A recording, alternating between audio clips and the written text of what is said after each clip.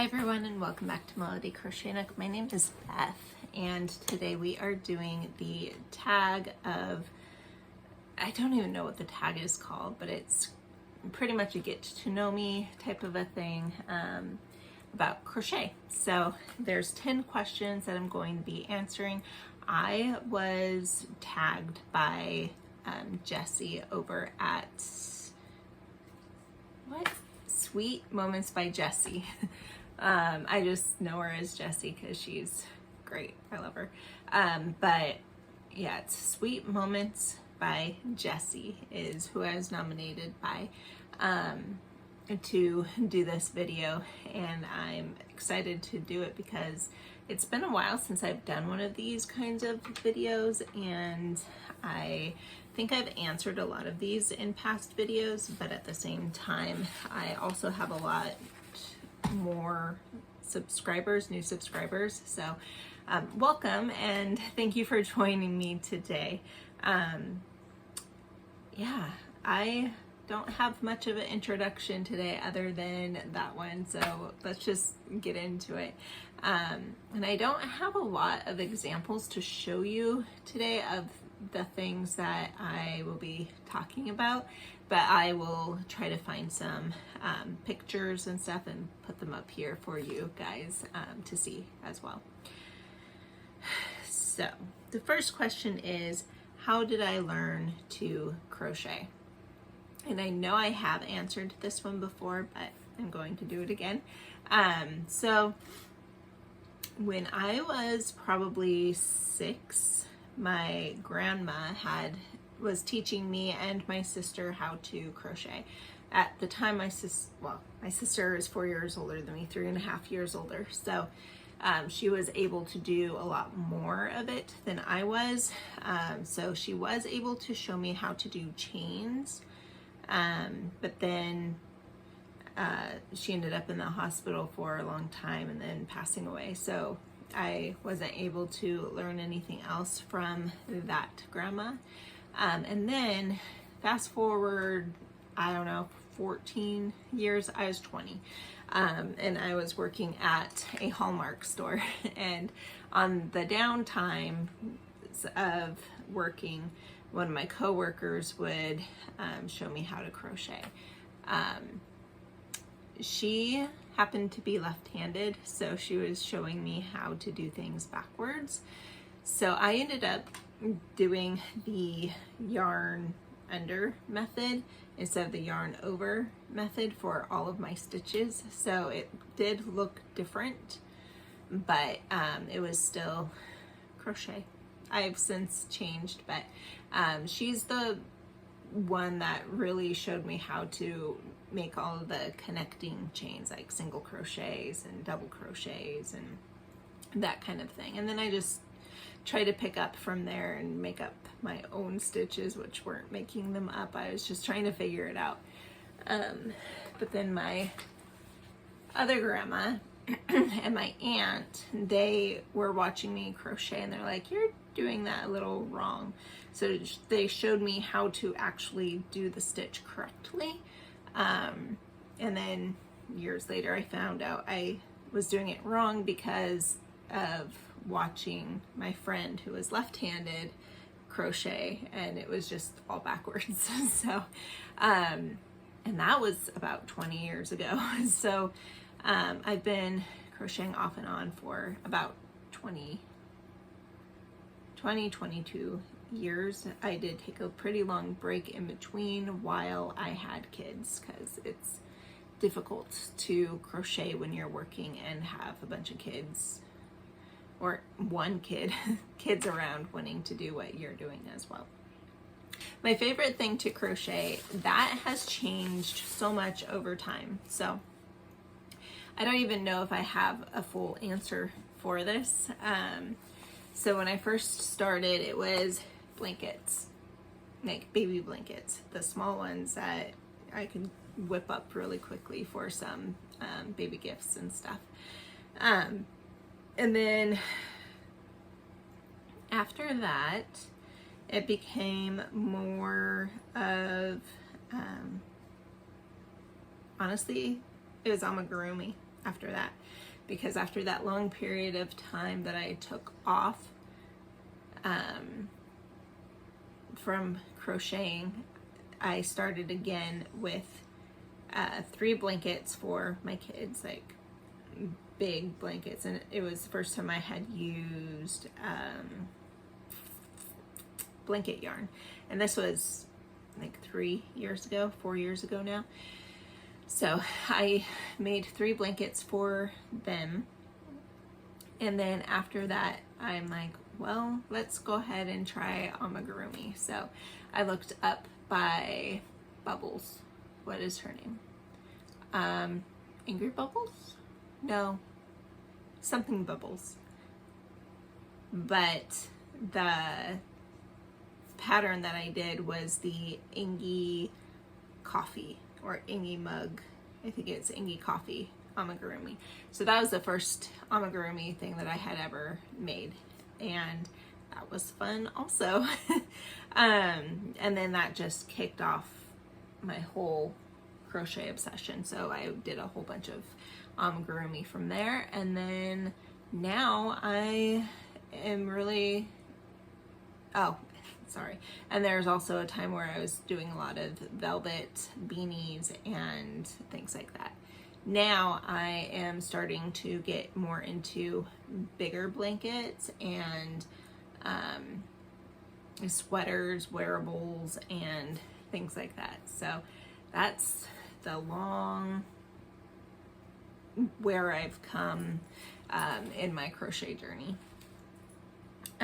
If I could only use one yarn for the rest of my life, honestly, it's one that I just started using, and unfortunately it's Big Twist. I say that because I don't know who is going to be picking it up again, if they are, and it's the Big Twist Menagerie, and I have a project with it right now. This is called the Hummingbird one. The color is Hummingbird, but it's so pretty. I made a sweater out of it, which I haven't shown you yet, the completed project, which it is done, but it's been so hot. I haven't really put it on. I put it on once so that I could test it out and stuff, but it's kind of warm, so I'm not going to show it to you quite yet, but it is done, and I'm very excited to show you. But yeah, this is a really pretty yarn. It is, again, Big Twist Menagerie. I might be saying that wrong. I probably am. But this one is a 3 weight, and I need to find out what it's comparable to, and it's really pretty. And I keep seeing, I want to say it's Red Heart Comfort. That looks like it could be close to it. So I do need to take a look at that, but not yet, because I'm focusing on getting through my yarn and not buying yarn unless I have a good reason for it. Okay. The weirdest thing I have ever crocheted. That would have to be, I think of 2. And they were both requests from my son. One was a poop. He wanted me to crochet him like a emoji poop. So I did. The other one was a chicken potato. And I think I've showed you that. If I have a picture of it, I'll pop it up, or I'll see if I can find it and pop it in. If not, I'll try to do it another time. But it's just this little chicken guy. No, it's a little potato guy with a beak and wings. Number 5. Something I will never crochet. In theory, I would love to be able to crochet tapestries, or I forget what they're called, mosaic. And in theory it sounds great, but I know myself and I am very intimidated by that. I think it's all of the different color changes that is involved in tapestry and mosaic work. I think it's beautiful, but I don't know if it's something that I would be able to do. Too many color changes don't make the process that enjoyable for me, and I might get there one day, but as of right now, I don't see any of that on my agenda.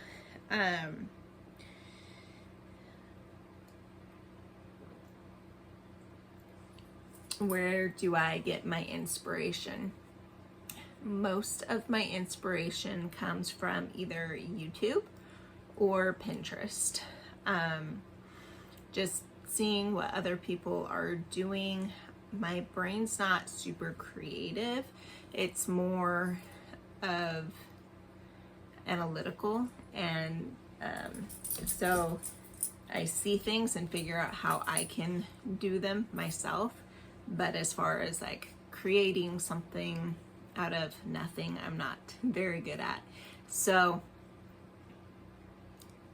looking on Pinterest and getting ideas from that is typically what I go for.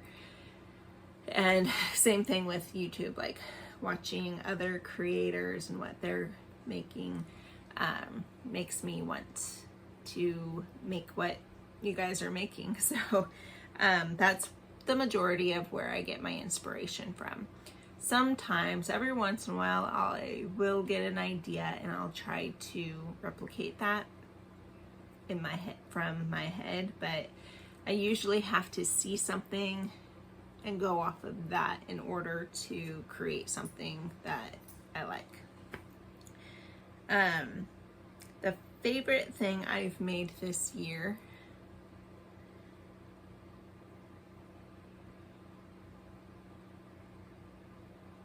yeah, that's a different one. Some of these are so similar, like number 2, my favorite thing to crochet, and then favorite thing I've made this year. They're very similar. And then there's another one down the road, a couple questions from here, which is a little bit different as well. So my most favorite thing that I've crocheted this year is either the sweater or the blanket I made for my nephew. So I'll put a picture here, but it's the dark blue and mustard color and white, and that's for the college he's going to. Those are his colors, and so I did that one, and it was a really fun one to do. And then the sweater was for me, was another fun one that I did, and I do plan to make more, but it surprisingly took a lot of yarn, and I don't know if I was expecting that. Okay.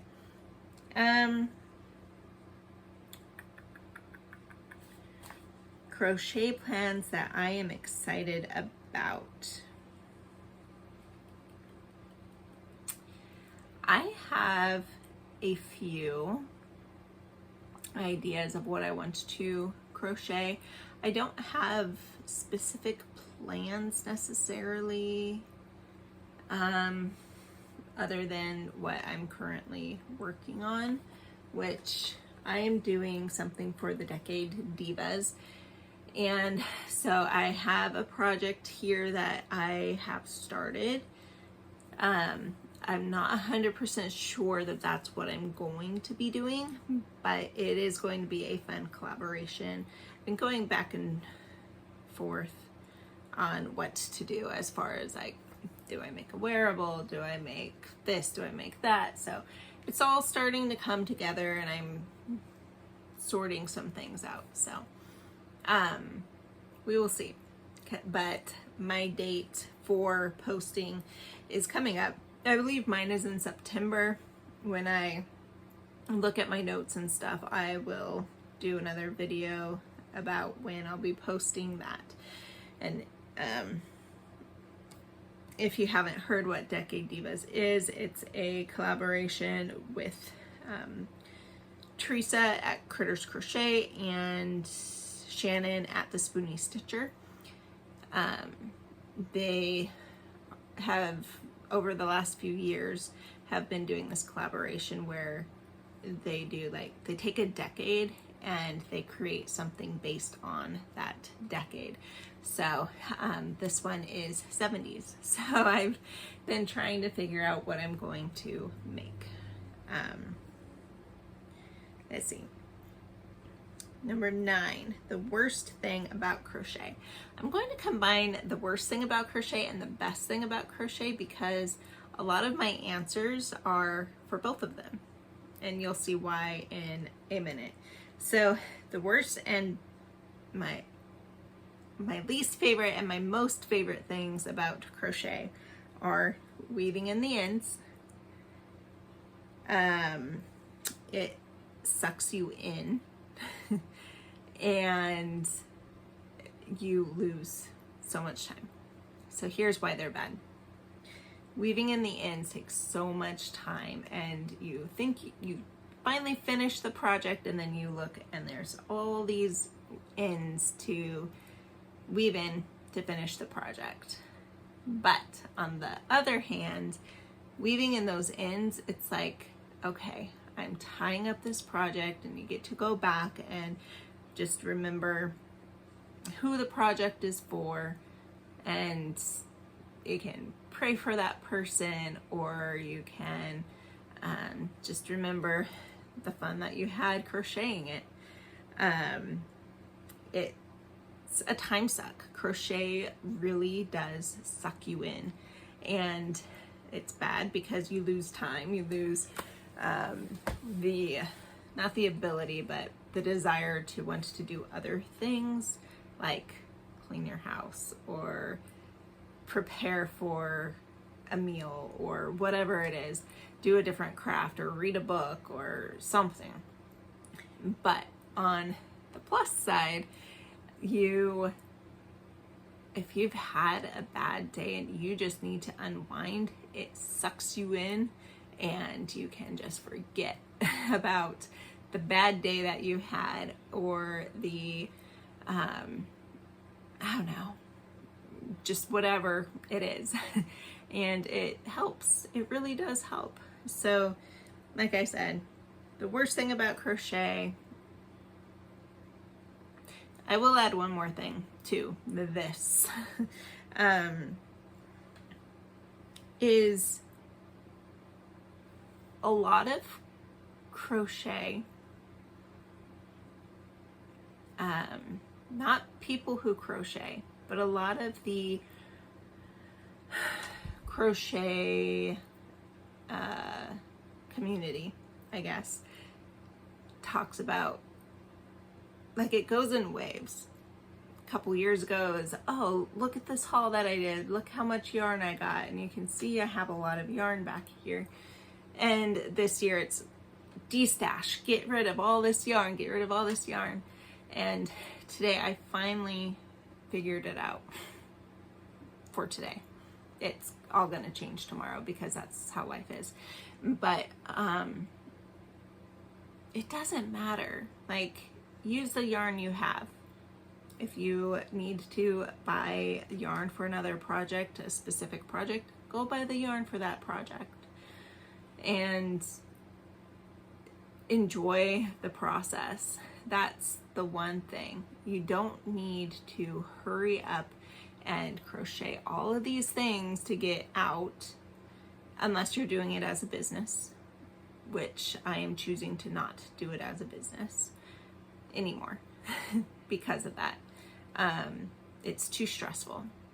There's too many things in life that are demanding my attention and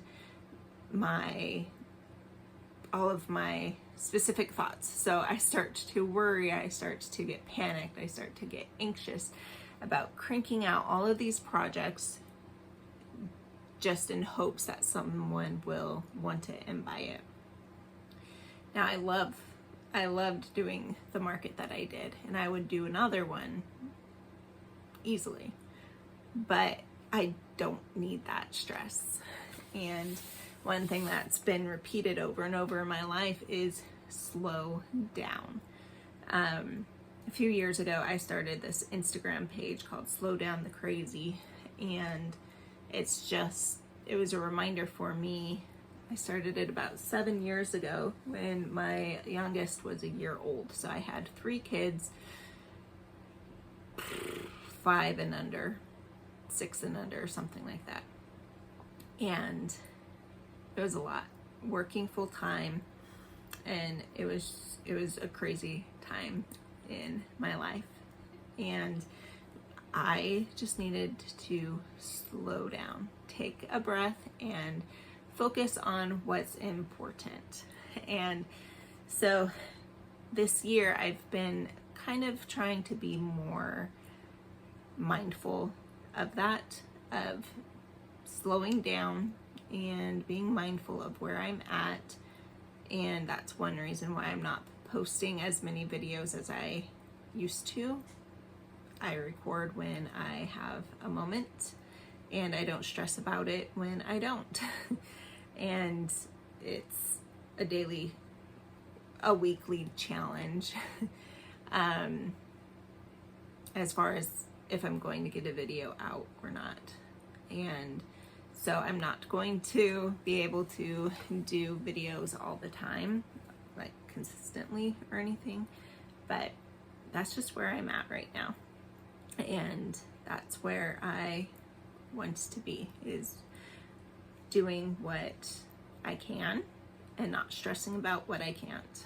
So that being said, that was my 10 questions from the crochet tag, like just a get to know me type of thing. If you have other questions that you would like to know about me, please feel free to drop them in the comments. I would love to do a specific Q&A if you have questions about me or crochet or my journey in crochet. Whatever your question is, I would really be happy to answer them for you. So anyway, I always leave my videos with a verse and an invitation if you have prayer requests or anything to either reach out to me in email or comments or social media. And all of my information is in the description box if you would like some prayer. But leave me comments if you have any questions that you would like me to answer. And tonight's verse is Proverbs 3, 5, and 6. And this is just one that's come up in my life the last couple of days. And it's, trust in the Lord with all your heart, lean not on your own understanding, but in all your ways acknowledge him, and he will direct your paths. And I really love that verse because it's just trusting in God and what he has to say. Dig into the word, and when you are rooted and grounded in the Lord, he will direct your steps, and he will make straight your path. So you won't be questioning which way you should go, because you are so rooted in his word and you're trusting in him that he will guide you. So anyway, I hope you all have a wonderful day, and we will talk to you later. All right, bye.